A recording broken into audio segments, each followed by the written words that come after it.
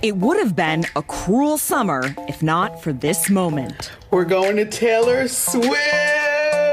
A huge milestone for Barbie today, the film crossing the $1 billion mark at the global box office. The theme of the economy this summer is spending. Let me say that again, a really surprising amount of spending. Kia ora, I'm Sarah Robson, and today on The Detail. Women and girls of all ages are flocking to Taylor Swift, Beyonce, and Barbie. Women are not to be underestimated. They lift up economies, and that impact is not to be overlooked. In the US, they're calling it the summer of girl power. There is no question that a lot of our good economic news is coming from the ladies right now. The numbers, they're not insignificant. The Federal Reserve just produced a report on the economic impact of Taylor Swift. Apparently, she's adding $5 billion to the global economy. $5 billion. $5 billion with her tour. And here in New Zealand, 40,000 screaming fans. That's what Auckland can expect later today when international pop star Harry Styles takes the stage. Air New Zealand has come to the rescue. It has added 2,000 more Trans-Tasman seats specifically to allow Kiwis to fly to Taylor Swift concerts in Australia. I thought the Ferns played great. They had really organized defense and they switched the fields a lot and just kept it together. I was so proud of them. How do you guys think the game went? The game was great and excellent. If there was a roof, they would have raced it. Barbie, Taylor Swift, the FIFA World Cup. We speak to 4 young women for a New Zealand spin on why the cultural and economic power of women can't be ignored. Women in general have been really starved of kind of big popcorn blockbusters that feel genuinely made for them. This is Alex Casey, senior writer at The Spin-Off and host of the Real Pod Pop Culture podcast. We are, of course, talking about this. With Aussie movie star Margot Robbie as Barbie, she's on track to become one of the biggest blockbusters of the year. A dream for the filmmakers, which in turn has become a reality and a party for the fans. If you look at the top grossing female-led movies, there's a lot of superheroes, there's a lot of Star Wars, which is great, you know, for women protagonists in this space, but also very male-dominated genres. And the only other kind of successful blockbusters with female characters at the helm are children's movies. They're Disney films. They're Frozen, Alice in Wonderland, Beauty and the Beast, Finding Dory. So you've either got these kind of like superheroes or infantilized kind of children's films. So I think that's a big part of what's driven it. This is like one of the first times we've had a big, bold, expensive blockbuster movie just made for us. Greta Gerwig's Barbie movie is open to a record $155 million at the domestic box office. The smash hit Ode to Women delves a lot deeper than many would have expected from a historically controversial doll. The power of nostalgia is massive, and that's obviously not something that's just unique to women. But Barbie is super personal, you know, to a lot of people, no matter what they think about it. Everyone's got memories of either having a Barbie or coveting Barbie. Not being allowed a Barbie. Exactly, or just having that, you know, that Barbie you really wanted that you never got. And I think that's a really, really big part of it. But also nostalgia in general is just having such a moment, you know, and I think we can chalk this up to maybe the internet breaking all of our brains and the kind of shared monoculture that we don't have a lot of stuff we all can kind of have these touchstones about anymore. There's a lot less things that are shared. So I think Barbie is one of those things that we all can relate to in some way. And I think the pandemic also had a big hand in that, you know, people wanting to return to the before times, as we colloquially call them. You know, there's been a lot of research done that people turn to the past and they fall back on nostalgia in times of crisis, and I think that's a big part of it too. Pink and joyful and like a pop concert and all this like joy and happiness. I think people are ready to like party in the movie theater. Hell yes, we are. It's also just a massive marketing success. Yeah. You know, this film had $150 million in marketing budget alone. And you can really feel that. It was everywhere. You know, we had billboards, I watched terrestrial television for the first time in a long time, and there was a Barbie ad every ad break. That's not something I've seen for a long, long time.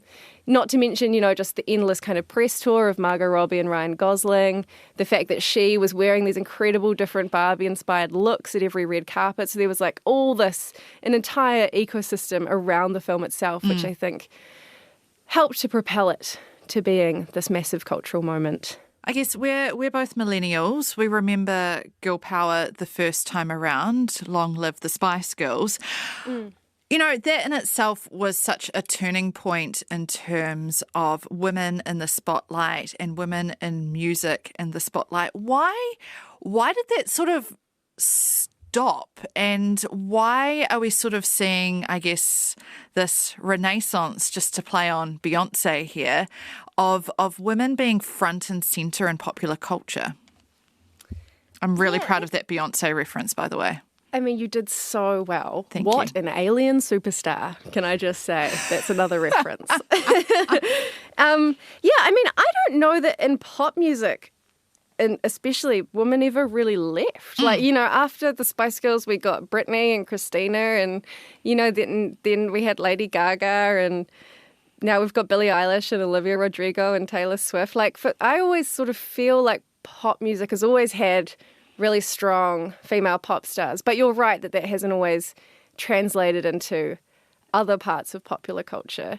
And particularly movies, I think, is still a really big space that's completely male-dominated, I know the Oscars are not always the most inclusive things to point to, but they can be a useful indication that we've only ever had, I think, 3 women win Best Director and only a handful more win Best Screenplay. So I think it's about who's telling the stories, perhaps who's in charge of making these things and who's actually making the decisions. I looked up the big 5 film studios, which I think, Sony, Universal, Warner Brothers, I wrote down their names. They're run by 5 white guys called David, Brian, Peter, Bob, and Tony.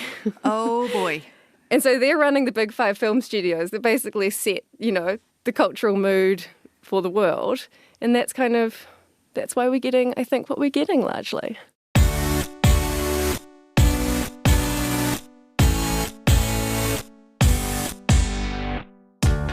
Alex talked a bit earlier about the power of nostalgia.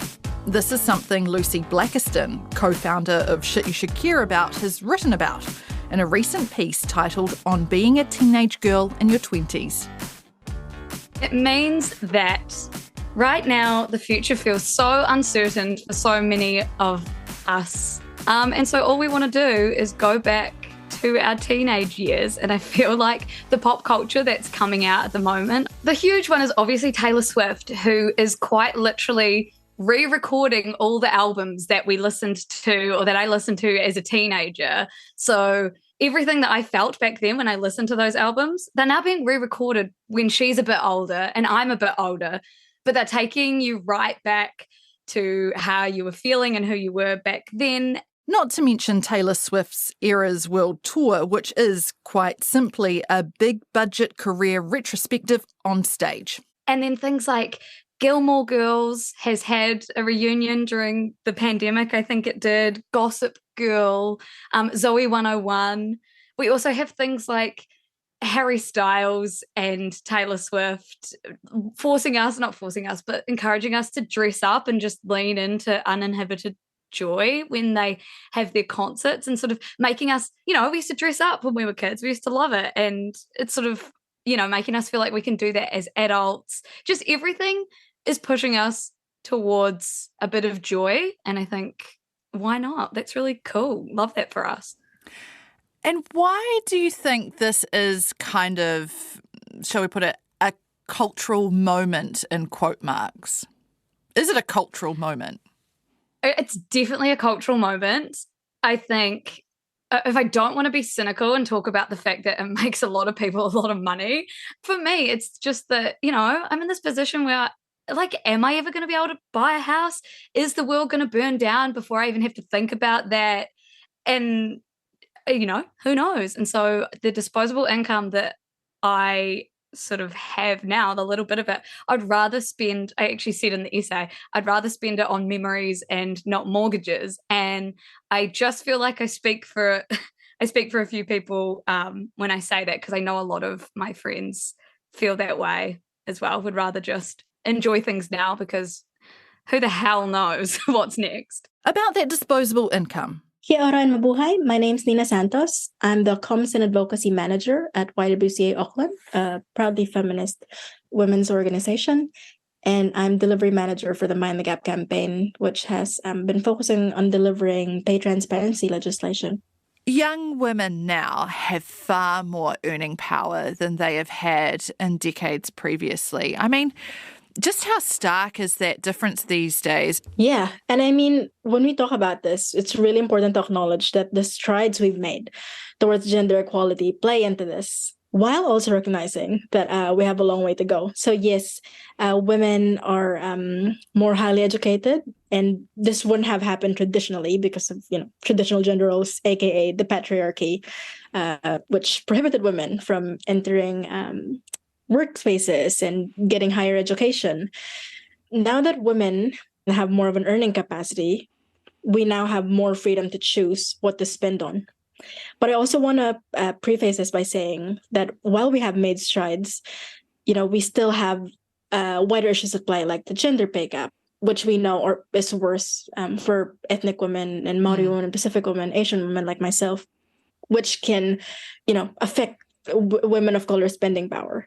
But in general, in New Zealand, women's increased labor market participation has always driven economic growth. And the fact that we now have more spending power means we have a stronger influence on the economy. Do you think decision makers, marketers, brands, people in positions of power really understand that economic power that particularly younger women have now? You know what? I don't think so. I think traditionally the women's market, the women's economy has traditionally been seen as niche and unimportant. We know that's obviously not the case, especially, in recent times when things like the FIFA Women's World Cup and the Barbie movie, the Eras Tour, which has really emphasized women's spending power. It's a huge market, but I don't think companies actually understand the power women hold. I put that down to how some businesses and a lot of our workplaces are still laden with bias, and how in general, things done by and things that center women are seen to be not as good. Some days I wake up and I'm like, I'm so glad I'm born in a generation where, I as a woman of color can go to school and do a job that I want. But the reality is there are still so many people that still ascribe to patriarchal and totally outdated gender norms. It shouldn't be up to women to keep convincing businesses and decision makers to take us seriously. But we might have to temper our expectations about women busting us and the US out of a recession. Time for a reality check from Infometrics economist Sabrina Swerdloff. Girl power spending is probably a pretty small proportion of overall consumer spending, and overall consumer spending is a small proportion of economic activity in the States. So I think to say that it's going to push them out of recession is maybe not true, but that doesn't mean that the trends happening in women's spending aren't really important. Yeah, and I guess at a local level, that's where the impacts are really going to be felt, aren't they? Yeah, I think you're totally right. I think the real impact that we're seeing is on that local level, talking about sort of local movie theatres and restaurants and bars. That's where you're seeing the real impact. And I guess if we bring this to the New Zealand context, if we look at things like, say, the Barbie movie, we've seen, and I mean coupled with Oppenheimer as well, you've seen this sudden, urge. People are actually going back to movie theatres and they're going and making a night of it. They might have dinner before heading to the cinema or going out for drinks afterwards. I mean, what sort of impact does that have on a local economy? I think that it's a huge impact, especially when you consider those sort of flow-on effects, so that when you have benefits to a local movie theatre and the people there are able to have a bit more income and then they're able to spend that in their local community, those are the sort of flow-on economic impacts.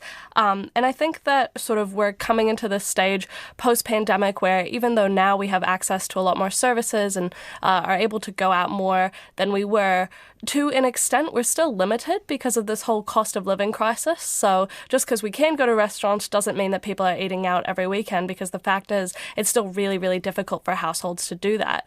But I think that with all these sort of, girl power events going on, we've got the concerts, we've got the movies, I think it's giving people an opportunity to really let their money flow, and it's giving them an opportunity where they're actually getting a real bang for buck with the services that they're buying. And I guess maybe let's talk a little bit about the FIFA Women's World Cup. I mean, that has really sort of shown that women's sporting events can attract really diverse and different audiences, and obviously there's been a huge economic boost out of that tournament. Does that sort of mean that there are some people who need to recalibrate their thinking in terms of what's going to attract a big audience and what people are actually going to go and spend their money on? Totally. So I think that we're really breaking down this traditional view that sort of men's sporting events and live entertainment that's targeted to men is the market. Historically, sports events have attracted seed funding from government to attract the likes of a World Cup or an America's Cup. We've got 3 Women's World Cups in a 2-year period. How great would it have been to have Taylor Swift, a woman in her own right in leadership, to come to our national stadium? So I think that the entertainment industry is sort of starting to catch up to the fact that women have real spending power. And I think that, when we think about the broader context of women's spending power, it's got a pretty grim history. So, in the US, women only gained the right to open a bank account in the 60s. And even then, it required a husband's signature. And then in New Zealand, even in the 90s, you often had women told they needed to pay a much higher deposit on a mortgage than men, which locked them out of the market. And then, also considering the sort of pay differential on top of that, we're talking about a system that's really focused on making sure that women can't spend money and can't spend it on what they want to buy. But now we're moving into this sort of period of time where women, not only do you have more women working, but you have women having more money. That's showing that sort of women are able to direct these trends in the entertainment industry. Die-hard Swifties booking flights to her shows across the ditch before concert tickets have even gone on sale. It's something like I have to experience. It's like once in a lifetime. Here's Lucy Blackiston again. I think at the same time as people started moving from calling young fans hysterical and obsessive, they also, the cunning ones, and I don't know who I'm talking about when I say they, I'm just meaning anyone that makes money off of young women specifically. But I think they also realized, they also spend a lot of money on going to concerts and buying the merch and buying beads to make friendship bracelets. And I think maybe I'm just more aware of it. I don't know if it's a brand new thing, but it's definitely, as you would say, a cultural moment. And I would say whoever they are making a bit of money off of it. But is there anything wrong with spending your money on things that are going to bring you joy?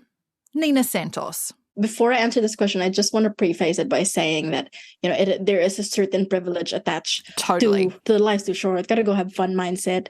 But yes, within my peers, I am seeing more and more of that YOLO mindset coming in. Like, we've had really rough few years of the pandemic, and now, and even social media, you see trends like the DINK era, DINK, so the dual income, no kids, and people just want to be out there and live their lives and spend as much as they can. Dressing up and going to see the Barbie movie together and maybe going out for dinner beforehand kind of thing. Personally, I'm a big Taylor Swift fan, and the big, Great War to get Eras Tour tickets, I live that. And when I stopped to think about it, it's like, I know there are more important things in life. Like I should probably be saving up for a mortgage. But things like with the state of our economy, sometimes bigger goals like that can seem really out of reach. Hence why I think that also feeds into the YOLO, live in the moment mindset, because the socioeconomic climate makes it really hard for young people to achieve things like buying a first home and setting up a savings account. So yeah, I think that feeds into it as well. Sabrina Swerdloff. I actually think that there's another sort of interesting side conversation to have here about how this sort of, hyper-consumption that we're encouraging, which is really exciting and does deliver, so many positive economic impacts, that there's often a lot of pollution and stuff as well that goes along with that. Think Harry Styles encouraging people to take feather boas to his concerts, or a dramatic uptick in demand for plastic Barbie dolls. And so personally, when I'm thinking about, what what do I think that the future of girl power spending is? I do think that there's going to be a shift, or hopefully a shift towards some more sustainable mechanisms. So for me, I'm thinking about if I'm going to go see a concert with the girls, maybe we'll do a clothing swap beforehand rather than, going out to Glassons and buying new dresses. And obviously that sort of detracts from, the headline economic impact. But I think when we're thinking about the sort of environmental externalities, so these harms that we cause through our consumption that the environment, didn't ask for, I think that we're sort of going to have to balance those things as we move forward. But let's get back to Alex Casey and the gender expectations that persist in popular culture. What's considered high culture and what's maybe more lowbrow. Remember, Barbie opened in cinemas the same day as Christopher Nolan's Oppenheimer. I mean, I do think that's very interesting, particularly again with Barbenheimer and what Christopher Nolan kind of represents and the prestige that comes with his movies versus if you told people you're going to Oppenheimer versus you told people you're going to the Barbie movie, you sometimes get different responses. I definitely know, particularly like men that I know who have gone to the Barbie movie have had a different response to if they had said they were going to Oppenheimer. So I think that's definitely still there.